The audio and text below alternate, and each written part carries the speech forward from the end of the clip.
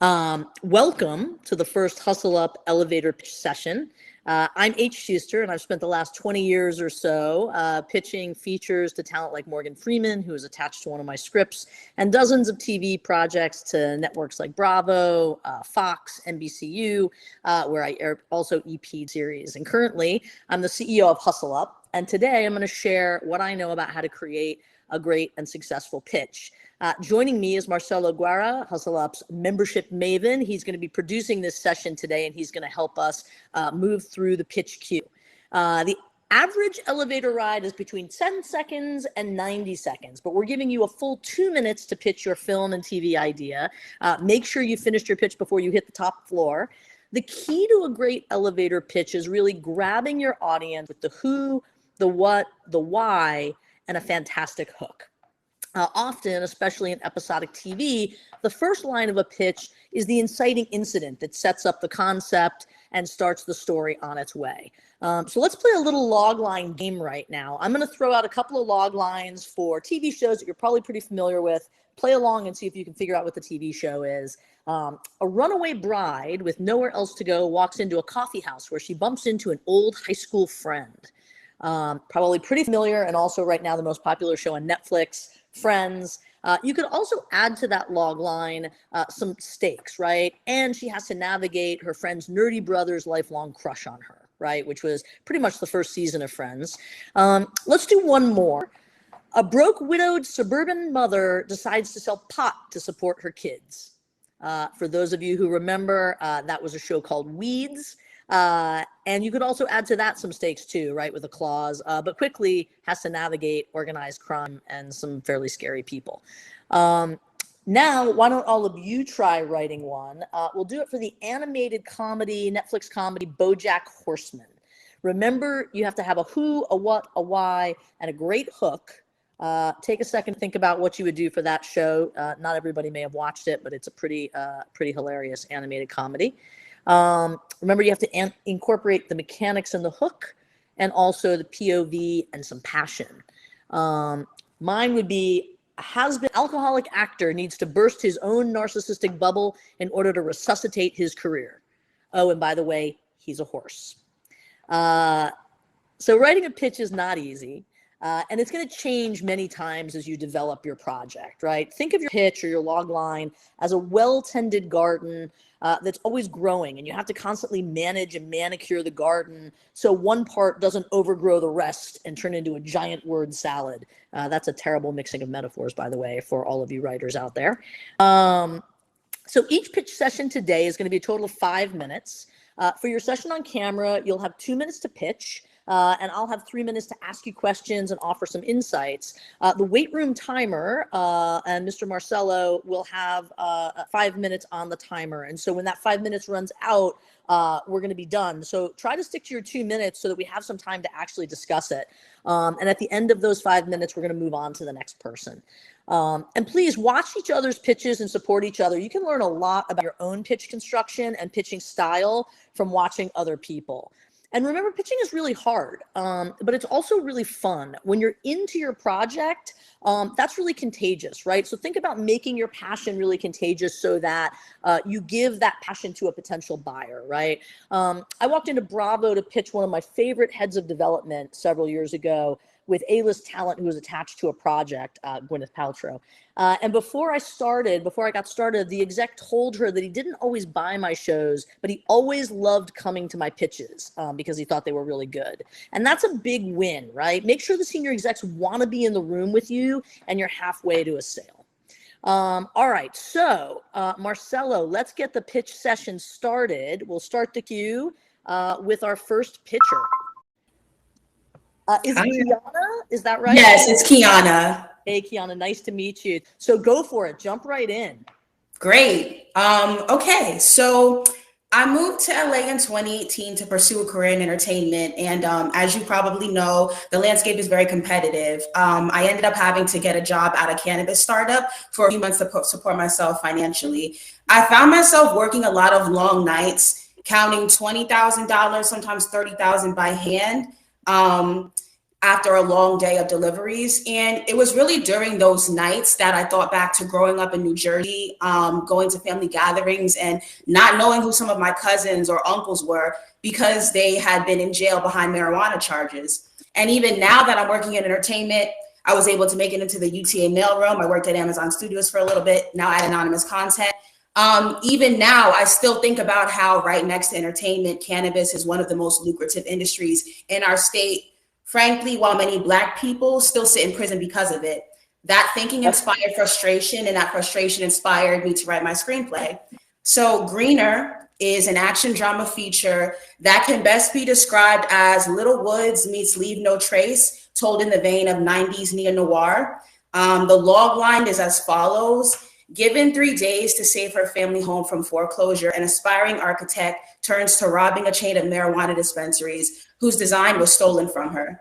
So the story begins with our protagonist, April, finding an eviction notice on her front door. After she makes a deal with the bank to come up with $50,000 in 3 days to avoid foreclosure, she stumbles upon a news profile of her old friend and classmate, Luke Scott. Luke is now the proud owner of a $1 billion luxury cannabis cafe company called Greener. April makes a quick trip to a local Greener and sees her own architectural design that she showed Luke years ago. With a newfound vendetta against Luke and extensive knowledge of each building's design, April plots to rob enough Greeners to save her home. She's joined by her cousin Lamont, who's reluctantly motivated to tag along, despite him still being on parole for possession of marijuana, actually from years ago.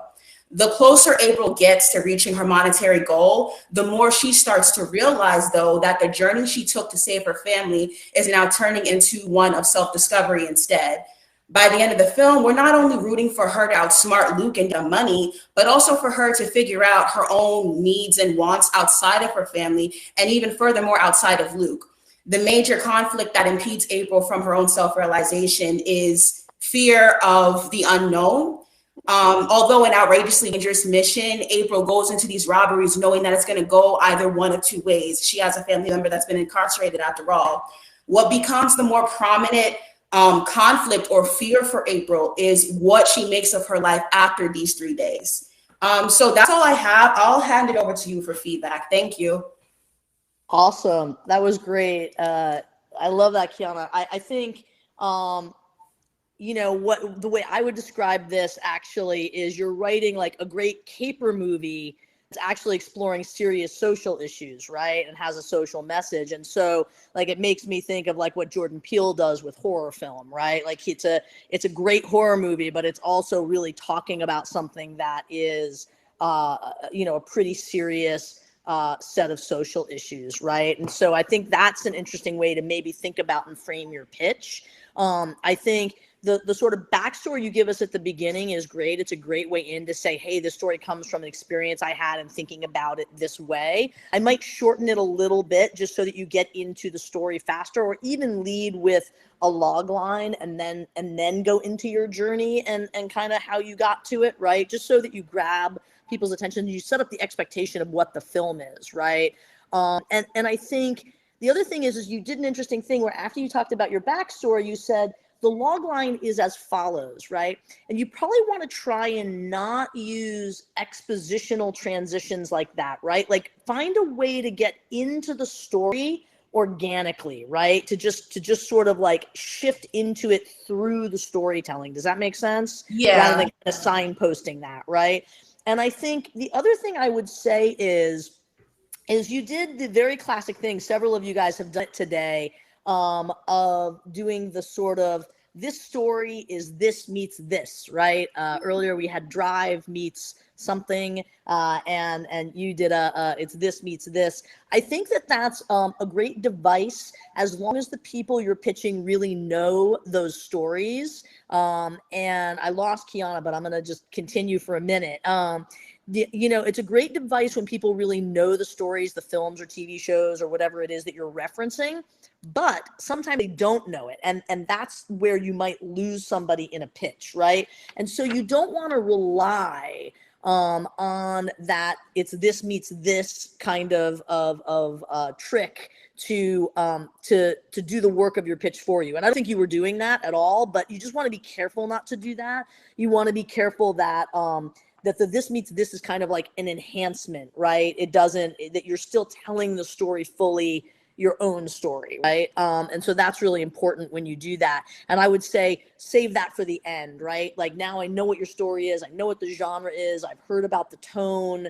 I kind of know what you're doing. And then when you reference to, and usually they're hits, right? Because you're trying to sort of associate yourself with something that was successful. When you do that, then that kind of, this meets this kind of shipping of two things, it will resonate in the room. Even if people haven't seen the films, they'll kind of get a sense of what you're saying. So hopefully that was helpful, and I'm excited to see that movie. It's definitely a film I want to go see, so we have to figure out how to get it set up. And if you're at Anonymous Content, hopefully they're going to help you do that. So thank you, Kiana. Marcelo, do we want to go to our next pitch? Hey, Betty. Hi, H. Hi, everybody. How are you? I'm doing great. Thank you. Awesome. Really nice to meet you. Let's jump in so you have plenty of time. Definitely. So I'm Betty. I was born in New York City, and I'm a former actor who now specializes in writing comedies about Asian American women fighting the overwhelming pressure to become too normal. So here's my pitch for my half-hour single-camera comedy, The Big 80s. War, hyperinflation, viruses, lockdowns, kind of makes you want to escape to another time period, doesn't it? A couple of years ago, I joined a Facebook group called Everything Was Better in the 1980s. And today this group has almost 50,000 members and it keeps growing. So that got me thinking, if someone offered you the chance to live in the 1980s forever, would you accept? Frustrated by a stressful and increasingly negative world, Luna Mason joins an alternative living community where nobody acknowledges life after 1989. The Big 80s ultimately asks this question: can a bright, independent woman who's a proud member of Generation X find happiness by returning to the decade of her youth, completely erasing her memory and detaching herself from 2020 and beyond? Or is Luna just setting herself up for failure, surrounding herself with a bunch of aging has-beens who won't let go of big hair and corny synth pop music? Join us in the Big 80s and find out. That's really fun. That's great. That's great. I as a product of the 80s, I both am terrified and also won't look away. So I think what's really interesting, right, is you let us know right away there was a half-hour comedy. I think you said single camera, right? Half-hour single camera comedy. And then you started with war, famine, whatever it is. Pestilence. Right? Pestilence, disease, pestilence. I actually think maybe you don't want to take the air out of that by telling us it's a comedy up at the front, right? Like I saw your log line actually, coming into the pitch. And, I was asking myself, like, okay, this sounds like a comedy, but it could also be a dystopic thriller, right? Because I didn't know your genre yet from your log line. And I kind of think it's kind of fun sometimes to when you walk in a room, your execs have seen a log line, they know you're taking a half-hour single camera, but it's kind of effective sometimes to start in a place that they don't expect and then reveal the punchline, right? And obviously you were reading it here, but in the room when you're really dramatizing it, if you were like, okay, guys, this is a story about war, disease, pestilence, and a trip back to the 80s to avoid it all, right? Like you can kind of you can play the top of it in a comedy pitch like the joke, right? The setup and the punchline, and that could be a really fun way in. And I think more generally for everybody in the session, lead with a hook. Lead with a real kind of 1-2 punch, and that's not just for comedy, right? Comedy lends itself to that because you can do a setup and a payoff, but even if it's a dystopic thriller, right? You kind of want to have that first line or those first couple of lines be a real hook, a real way into your story, where then the execs kind of sit up and they want to hear the rest of it, which will be more detail, right? The sort of detail of the story. I think that it sounds like you have a very clear who and a very clear what. And your why is clear in terms of this person is just feeling too stressed about the way things are today. I might press a little more on the why and also the inciting incident, right? I think kind of told it from your own perspective, Betty, that you were in this Facebook group that's about the 80s and it got you thinking, but you could almost do that from the protagonist's point of view, right? You could say, and forgive me, I can't remember your protagonist's name, but my protagonist is battling all the feelings that we're all battling every day about how rough this world is right now, and she took refuge in this 80s Facebook group, right? And she, like, is it a a hot tub time machine moment or a Back to the Future moment? Like, does the computer drop in the bathtub and suddenly she's in the 80s? Like, whatever that inciting moment is, you probably want to include that in the comedy pitch, right? Like how she actually gets transported back to the 80s. And I think then that really brings the pitch to life when, everybody understands she was in the bathtub with a glass of rosé in her Facebook group and it all went into the bath water and now she's actually in the 80s, right? And that one's free. I'll just give you that one. And the other one, Betty, I'm sorry we got cut off. The other one I would say, and this session isn't really about like actually getting into the nitty gritty of the stories as much as it is helping you shape what you already have. But I will just say this: it's interesting. You pitched it as a Gen X person going back to the 80s where they grew up. Another way to think about it that might be really interesting is if it's actually a millennial or somebody young from today's generation who's like, I got to get out of here. The 80s must have been better, right? And then they go back to the 80s and there's that dissonance of not having lived through it before, right? And you're encountering everything in the 80s for the first time. That obviously brings your audience age down, which studios love, right? Then suddenly you can have somebody much younger playing your protagonist and you can sort of have the comedy of that young person not getting it, right? Not getting the 80s. And when somebody says, oh, Reagan, what a monster. And the person from today is like, oh, really? Because I heard he was such a great guy, right? You can have some interesting moments around that. All right, so that is, I think, is that all of our pitches? I'm not sure. I know we had more folks that were queued up in terms of RSVPs. Marcelo, it looks like you're next. Do you want to chime in and tell me where we are? Hello. Marcelo, would you like to pitch your film or TV project? Membership Maven makes good on video platform. Membership Maven walks into a coffee shop. Runaway Bride Membership Maven. Exactly. How did we do? Do we have some more folks in the queue, or are we? We've gone through the folks in the queue, and I think it went really, really great. I just want to let everyone know that we will be posting a recording of this to YouTube and linking that through to the app. So before everybody goes, though, I'd love to just give you guys a few takeaways that I think are super helpful. Just in general, I know we got cut off with lots of people. So I just wanted to kind of do a little bit of recapping, which is that, I think you always want to answer the question, why do I care about the story and why do I care about this protagonist, right? And that leads you to really think about stakes, right? What are the stakes of this story? Just remember, like, when you're watching a film or a TV show, you want people you care about in situations that are full of jeopardy, right? Even in a comedy, right? Full of jeopardy and full of sort of hurdles or stakes that they have to face and they have to get over, right? And that may be in your script, but you want to also make sure it's in your pitch, right? You always want to have that in your pitch. And make sure your first line is really great. It draws them in. That's what's going to make those execs pay attention. And your last line of the pitch should be great because that's what they're going to remember, right? You want to end on a great line, whether it's a cliffhanger or a joke or just a really great kind of takeaway moment that summarizes your story, so that you can really leave the executives A, wanting more, and B, remembering you, right? And I think the last thing I'll say is remember that you want to practice your pitch a lot, right? I mean, I can't even tell you when I would go and pitch a TV show how many times I would do that pitch over and over again. I was in a pitch for a game show once where I was there with LL Cool J. or as I call him, LL. And he was the nicest guy on the planet. And he stayed with us the whole day. We did like 15 back-to-back TV pitches with network executives. And he and I did this banter in the pitch.